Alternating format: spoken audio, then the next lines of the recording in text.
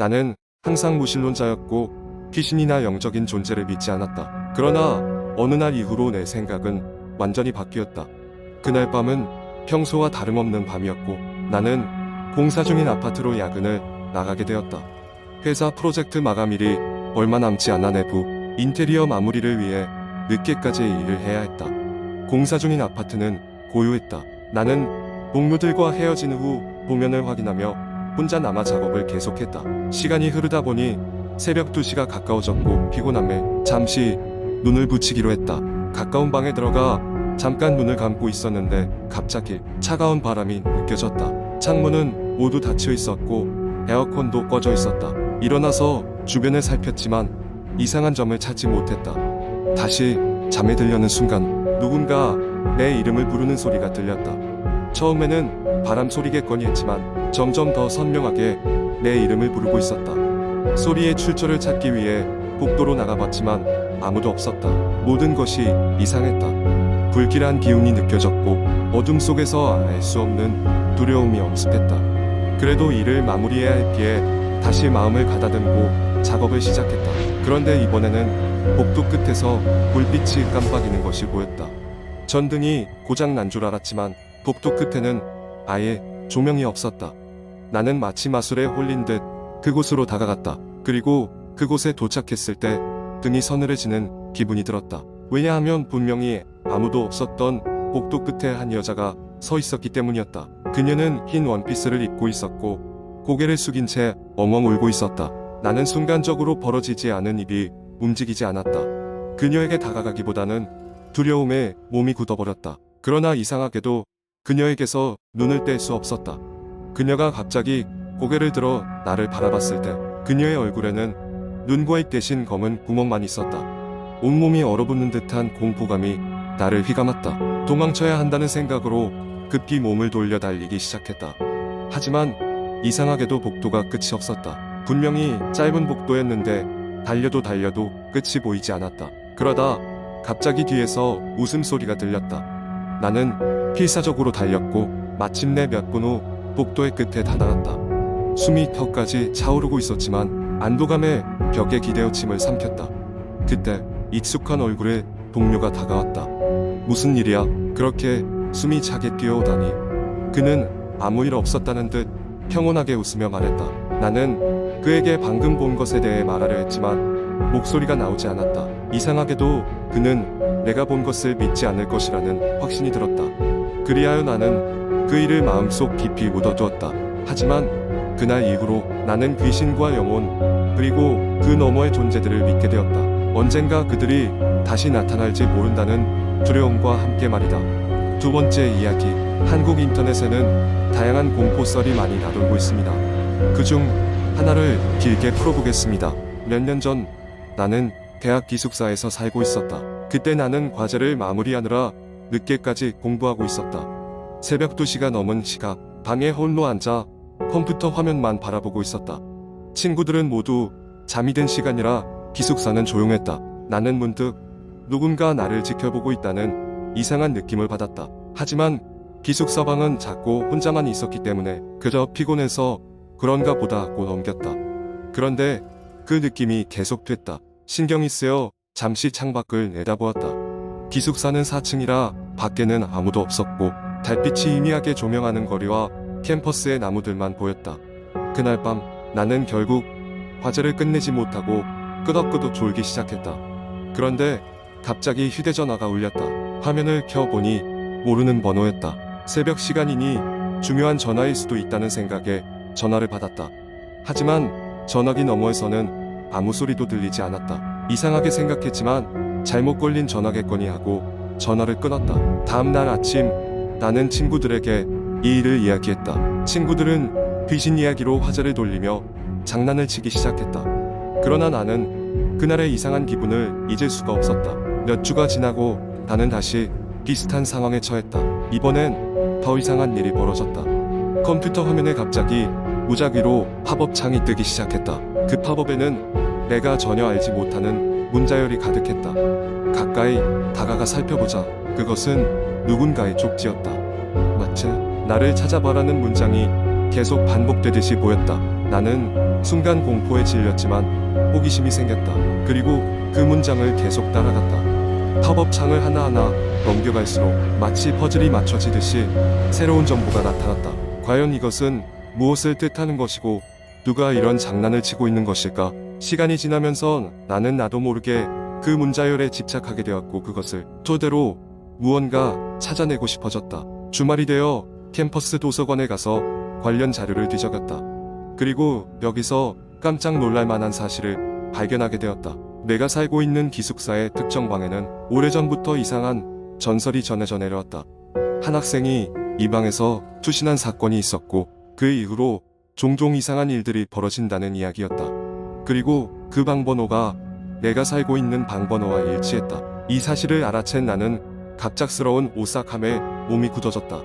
내가 받은 전화, 컴퓨터의 팝업, 낯선 시선 모두가 이 전설과 연관되어 있는 것은 아닐까? 그 이후로 나는 방을 옮기기로 결심했다. 친구들도 나에게 놀라지 말라고 위로해 주었고 장난스레 이 이야기를 다른 친구들에게도 퍼뜨리고 다녔다. 이제 시간이 흐른 지금 나는 이 기묘한 사건을 그저 잘 짜여진 우연의 연속이라 생각하고 있다. 하지만 가끔 새벽이 되면 그 얼음같이 차가운 시선이 다시 느껴지지는 않을까 두려움을 느끼기도 한다. 그 방은 지금도 비어 있다는데 가끔 신입생들이 이 이야기를 듣고 겁에 질려 다른 방으로 지원한다고 한다. 하지만 그곳에서는 아직도 정체를 알 수 없는 무언가가 그곳을 지키고 있다는 소문이 돈다. 세 번째 이야기. 지영은 서울에서 자취를 시작한 지 3년이 지났다. 계속되는 생활의 반복과 회사의 압박 속에서 그녀는 지쳐가고 있었고 새로운 환경이 필요하다고 느꼈다. 그러던 중 회사 근처에 괜찮아 보이는 오피스텔이 나왔다는 소식을 듣게 되었다. 위치도 좋고 가격도 적당했기에 지영은 이를 놓칠 수 없다는 판단에 이사를 결심했다. 오피스텔은 꽤 새 건물이었고 여러 편의시설도 잘 갖춰져 있었다. 하지만 유독 마지막 집주인이 급하게 계약을 해지하고 떠났다는 말이 있었다. 지영은 별다른 의심 없이 계약을 마쳤고 일주일 내로 이사를 마무리했다. 이사를 하고 첫날 밤 지영은 익숙지 않은 환경 탓인지 쉽게 잠이 들지 못했다. 주변이 조용해서 오히려 더 긴장된 상태에서 침대에 누워있는데 어디선가 이상한 소리가 들려왔다. 낮은 소리였지만 확실히 누군가 속삭이는 듯한 목소리가 귀에 들어오자 몸이 굳었다. 검은 어둠 속에서 인기척을 느낀 그녀는 누군가 자신을 보고 있다는 두려움을 감지했다. 잠시 후 창문 밖에서 사람이 서서 그녀의 방을 바라보고 있는 것이 보였다. 처음에는 아무까지나 그림자일 거라고 자신을 타일렀지만 그 형체는 분명 사람의 윤곽을 갖고 있었다. 지영은 공포에 질려 이불을 덮고 숨을 죽였다. 그렇게 꼬박 밤을 지새웠다. 다음날 그녀는 이 상황이 혹시 자신의 착각일 수도 있다고 여겼지만 마음속 불안감은 가시지 않았다. 회사에서 돌아오는 길 현관을 여는데 문이 잠겨있지 않았다. 이때부터 그녀의 일상에 불가사의한 일이 연속되기 시작했다. 끈적도 없이 사라진 물건들, 가끔씩 들려오는 낮은 웃음소리, 그리고 새벽이 되면 창가 밖에 서 있는 낯선 형체. 지영은 이 물건에 귀신이 쓰인 게 틀림없다고 생각했다. 궁극적으로 가진 것은 몇 주간의 불안한 밤과 이사를 하면서 사라진 물건들 뿐이었다. 점점 정신적으로 피폐해져가는 자신을 느낀 그녀는 도움을 구하고자 인터넷에 이러한 상황을 털어놓기 시작했다. 인터넷 커뮤니티에는 비슷한 경험을 한 사람들이 의외로 많았다. 누군가는 자신이 겪었던 일을 기이할 정도로 정확히 기억했고 다른 누군가는 이런 이야기들이 단순한 정신적 문제일 수도 있다는 조언을 해주기도 했다.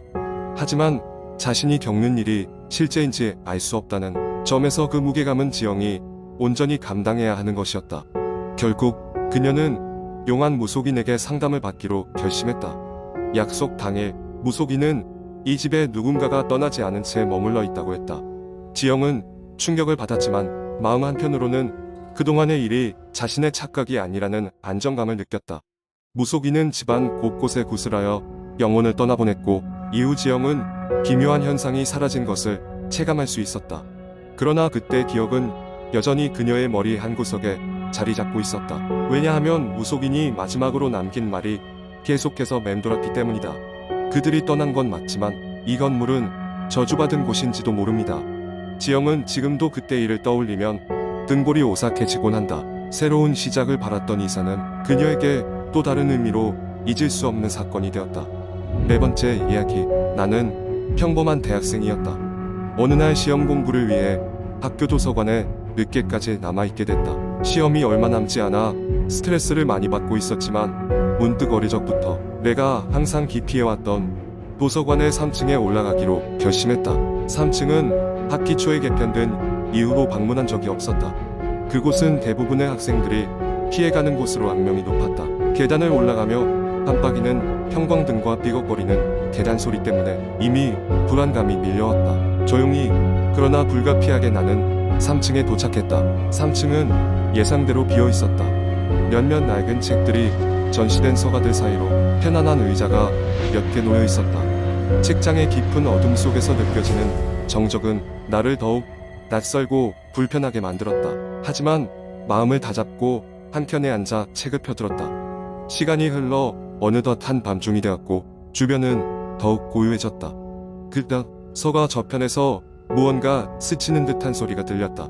처음에는 쥐라도 있는 건가 하는 생각이 들었으나 소리는 점차 가까워졌다. 신경을 곤두세우며 소리의 근원지를 살폈다. 아무도 없었다. 나는 다시 공부에 집중하려 했지만 이번에는 발자국 소리가 들렸다. 차마 일어나 확인할 용기가 나지 않았다. 도망치고 싶었지만 이상하게도 몸이 꼼짝하지 않았다. 소리는 점점 가까워졌다. 내 등 뒤에서 들려오는 발소리는 누군가가 뒤에서 나를 지켜보고 있는 듯한 느낌을 주었다. 순간 서늘한 바람이 지나가고 내 앞에 있던 책장이 스스로 흔들렸다. 나는 심장이 터질 듯이 뛰었고 공부에 사로잡힌 채로 간신히 자리에서 일어날 수 있었다. 도망쳐야 한다는 생각 하나로 서둘러 문을 향해 달렸다. 문에 도착하자마자 나는 그곳에 걸려있던 거울을 보게 되었다. 그리고 거울 속에서 무언가 아니 정확히는 누군가가 서 있었다. 흐릿하게 비친 것은 창백한 얼굴과 길게 늘어진 검은 머리카락의 여성이었다. 그녀의 눈은 슬픈 듯 하면서도 어떤 원망이 서려 있었다. 나는 비명을 지르며 계단을 내려갔다. 뒤도 돌아보지 않았다. 도서관을 빠져나와 학교의 대로변까지 달렸고 그제서야 멈춰 숨을 고를 수 있었다. 그곳에서 멀짓이 떨어졌음에도 불구하고 아직도 그녀의 모습이 내 머릿속에 선명하게 남아있었다. 그날 밤 이후로 나는 도서관 3층에 다시 올라갈 용기를 내지 못했다. 친구들에게 이 일을 이야기했지만 아무도 내 말을 믿지 않았다. 단지 공부에 찌들어 환각을 본 것이라며 웃어 넘길 뿐이었다. 하지만 그 후로도 나는 가끔씩 혼자 있는 공간에서 그녀의 흐릿한 모습을 보곤 했다. 어디에나 있을 수 있다는 생각은 여전히 나를 괴롭히고 있다. 마치 그녀가 내 눈길을 피해 도망가는 모습이 보일 때도 있었다. 나는 그날의 일을 절대 잊을 수 없다. 그녀가 왜 나타났는지 무슨 이야기를 하고 싶었던 건지 알 수는 없지만 그날 이후로 도서관에서는 절대 혼자 남지 않게 되었다.